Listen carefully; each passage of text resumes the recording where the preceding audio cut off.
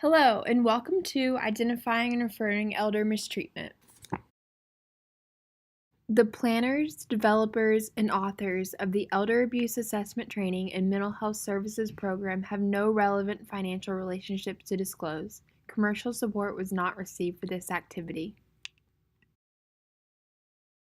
Under the leadership of Program Director Dr. Melba Hernandez Tejada, the Elder Abuse Assessment Training and Mental Health Services program is training healthcare professionals in the Tri-County area on how to identify and refer cases of elder abuse, as well as provide psychological counseling via telehealth at no cost to victims of elder abuse. This elder abuse identification and referral training is a concentrated overview of elder abuse and how healthcare professionals can identify, refer, and report these cases. By the end of this training, you should be able to identify the signs, symptoms, risk factors, perpetrator characteristics, and mental health outcomes of elder abuse, assess an older adult using the Elder Abuse Suspicion Index or other method, and develop a protocol for identifying and referring elder abuse and adapting this protocol to the needs and setting of your department. The baby boomer generation make up 74 million of the American population. For this reason, our society is facing unique challenges to our culture and especially our healthcare system. And in turn, the older adults who make up this population are also facing increased issues, one of them being mistreatment. Our mission of training healthcare providers is key to reaching the larger goal of creating a comprehensive service system where professionals can identify, prevent, report, and address elder abuse. This mission was highlighted during the 2015 White House Conference on Aging, which identified elder financial exploitation, abuse, and neglect as one of 4 priority topics. Elder abuse is defined as an intentional act or failure to act by a caregiver or another person in a relationship involving an expectation of trust that causes or creates a risk of harm to an adult over the age of 60.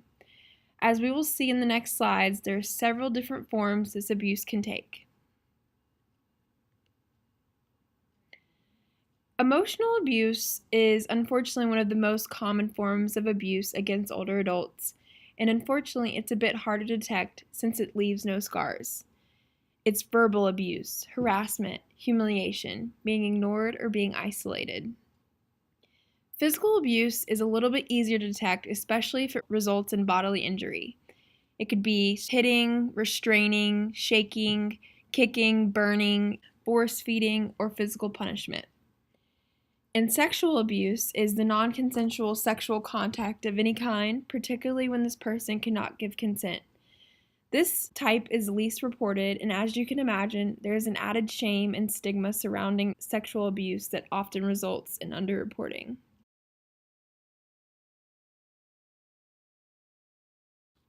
Next, we have financial abuse, which is certainly on the rise with increased use of technology to monitor and control funds. It's the illegal or improper use of an elder's funds, property, or assets by misusing or stealing money, cashing unauthorized checks, coercing or deceiving into signing documents, forging an older person's signature, improper use of conservatorship, guardianship, or power of attorney. And lastly, we have neglect, which can sometimes be unintentional, is the refusal or failure to fulfill any part of a person's obligations or duty to an elder. And in these cases, it's important to ask who's in charge of managing these items and why are they not able to do so. There may need to be some simple changes made in order to address these issues.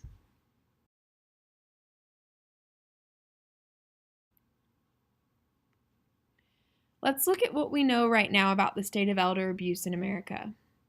Approximately 1 out of 10 community residing adults over the age of 60 have suffered a type of abuse in the United States. In South Carolina specifically, prevalence is 13.5%. Only 1 out of 24 cases gets reported, meaning only 1 out of 24 victims are receiving help from authorities. The most common perpetrator is somebody the victim knows or lives with, such as a spouse, an adult child, a grandchild, a friend, or a neighbor.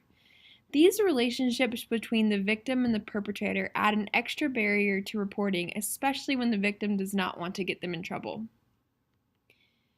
Approximately 50% of dementia patients have suffered a type of abuse. And if a person has low social support, meaning they're isolated from their community or live in a rural area with not many opportunities for interaction with others, they unfortunately have a higher chance of mistreatment. We also know that there's very few victim services available, especially for older adult victims. Unfortunately, abusers are not always easy to spot. We see some common risk factors are history of substance abuse, history of mental illness. They're often financially dependent on the older adult, meaning they still be living at home or maybe using mom or dad's credit card or checkbook. They're isolated as well. They may not have much of a support system either. Past relationship quality. Often we see cycles of abuse repeating since those interactions were normal in their home, like child abuse or domestic violence. We also see abuse in caregiving. So, caregiver burden, that stress that's perceived by the caregiver due to the situation. We see care recipient aggression, which means that person that's receiving care is often aggressive to the person giving care. And we also see pre-morbid relationship quality. What was their relationship like before mom had the stroke or before dad was wheelchair bound? If it wasn't so great then, it won't likely improve now. When a person experiences a traumatic event like abuse, there are several mental health outcomes that you should be aware of as a healthcare provider. About a third to a half of assault victims develop depression. About a third to a half of assault victims develop PTSD. 95% of a clinical sample with panic disorder had positive victimization history. Risk of alcohol abuse, drug abuse, and cigarette use all increase. In addition, these victims are twice as likely to be hospitalized and have a greater risk of premature death. Now let's look at some signs and symptoms of those types of abuse we mentioned earlier. Emotional abuse is one of the most common forms of abuse committed against older adults. As we go through these signs, you may notice they sound a lot like the beginning stages of dementia. Therefore, establishing mental status is imperative. Nervous or fearful behavior, especially around the caregiver. They may seem withdrawn or apathetic. They may exhibit unusual behavior such as biting or rocking. Lack of or avoiding eye contact, mood swings, self-blaming and low self-esteem, and they may be tearful and have a hard time explaining the change of behavior or their visible injuries.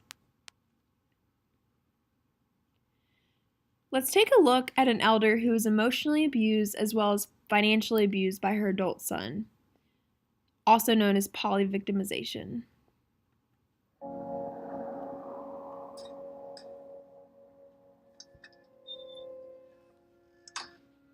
Well, you can't. She's just not up to seeing visitors today or tomorrow. Well, it's just not possible. She's not seeing anybody, and she doesn't want to see anybody. No, not even you. You'll just have to wait until she feels better. Aunt, come here. I want that. Aunt! Now she's up again and calling me. I have to hang up. I'll call you soon when she feels better. Listen, Mom, you're just not in a position to have visitors right now. Maybe once you sign the documents, you'll feel better. But I'm feeling fine. Mom, we both know you'll feel better once you sign the house over to me. I just don't want you feeling overwhelmed with the burden of the house on your mind.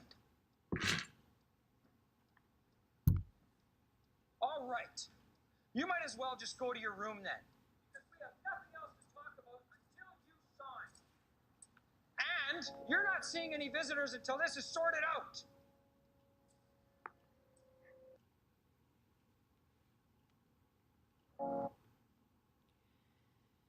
Physical abuse can be easier to spot, especially if there are visible injuries like bruising in unusual locations like the back or face.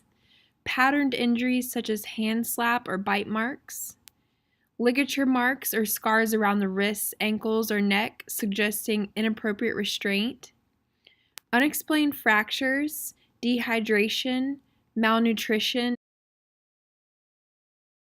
medically unexplained weight loss, unusual delay in seeking medical attention for injuries, intraoral soft tissue injuries. This graphic has two parts depicting accidental and intentional bruising. As you can see in part 1, there are several sites on an older adult's body that are prone to accidental bruising, with 90% occurring on the extremities. It's also worth noting if the patient is taking anticoagulant medications like warfarin. As we age, skin also becomes thinner and loses some of the protective fatty layer that helps cushion your blood vessels from injury.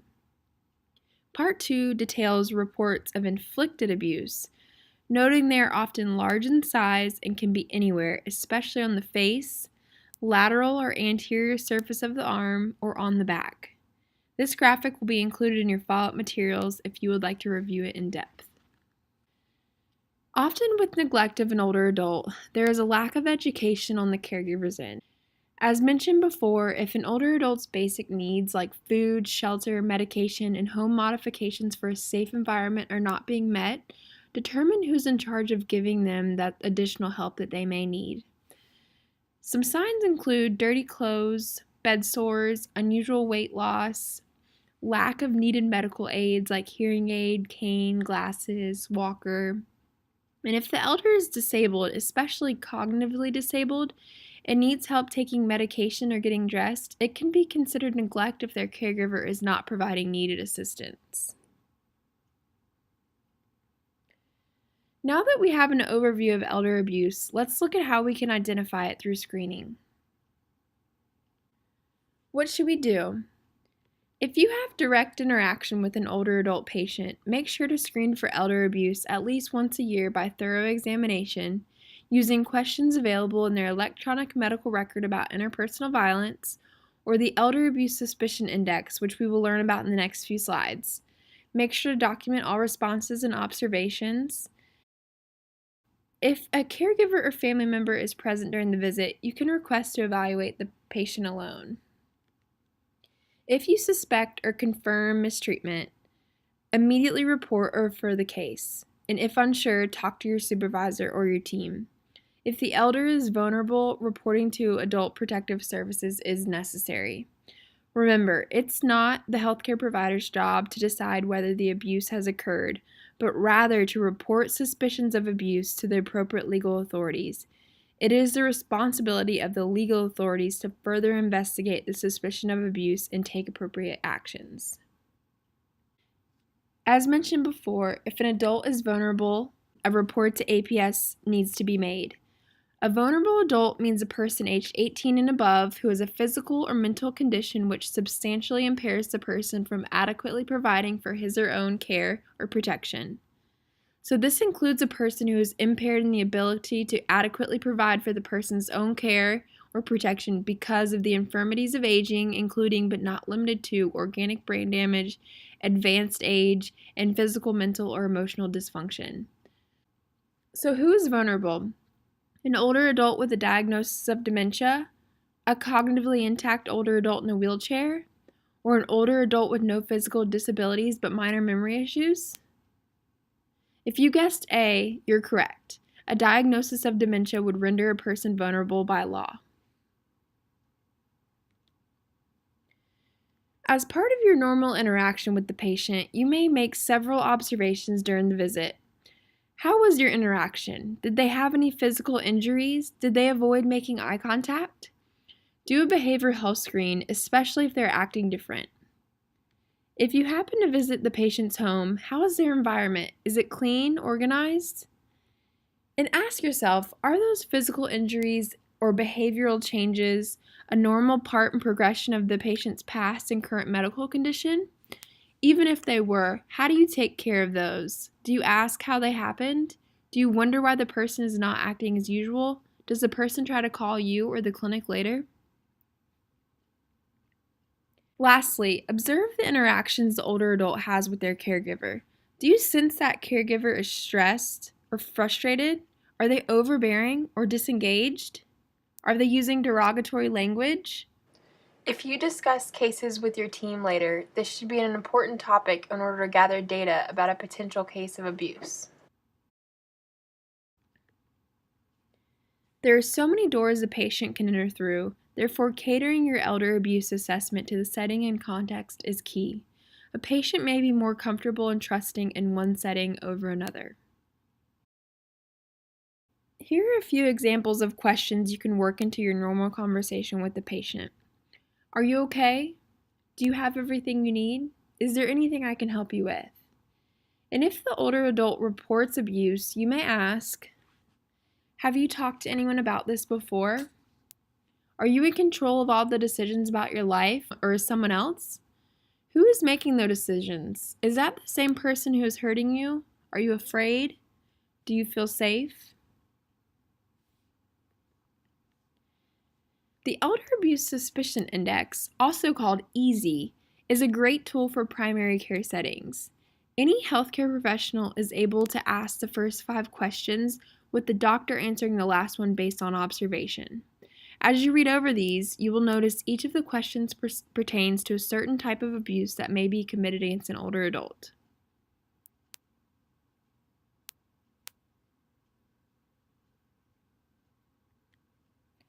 As you can see, there are different codes for confirmed or suspected abuse. These will also be available as follow-up material for your own use.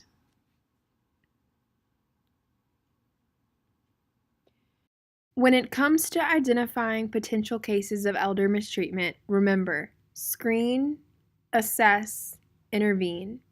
After you're able to screen, you can properly assess the situation with the information provided and ultimately intervene if need be. Next, we will look at resources available when a case of elder abuse is suspected or confirmed. In addition to training, the Elder Abuse Assessment Training and Mental Health Services program provides telemental health treatment to victims of elder abuse. This treatment is catered to the needs of the older adult and is provided to them at no cost. Treatment will address those negative mental health effects of elder abuse we talked about earlier in the training, such as depression, anxiety, and PTSD. In addition, if you need any further resources or referrals for an older adult, please give us a call and we can help eliminate the time burden associated with locating these sources. MUSC Health offers comprehensive services to individuals who have experienced sexual assault.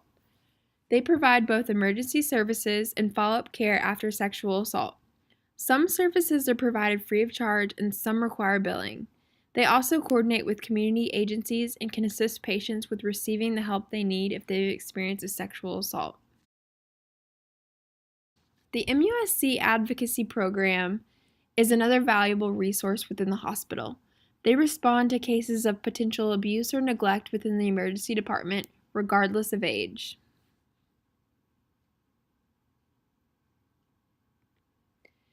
In the unfortunate event you have to make a report to the authorities, here's the number of each of the Tri-County APS offices as well as SLED. In the next slide, we will go over when APS will intervene.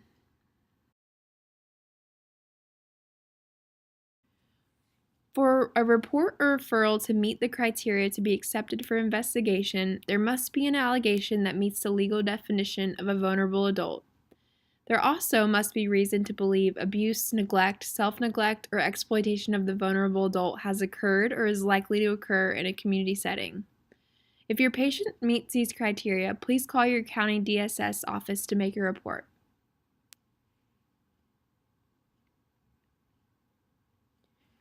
What else can you do as a healthcare provider? There are 4 very real scenarios if you happen to identify a case of potential elder abuse or neglect in a non-vulnerable adult. For any of these scenarios, increasing number of visits and follow-ups can help you and your team monitor the situation.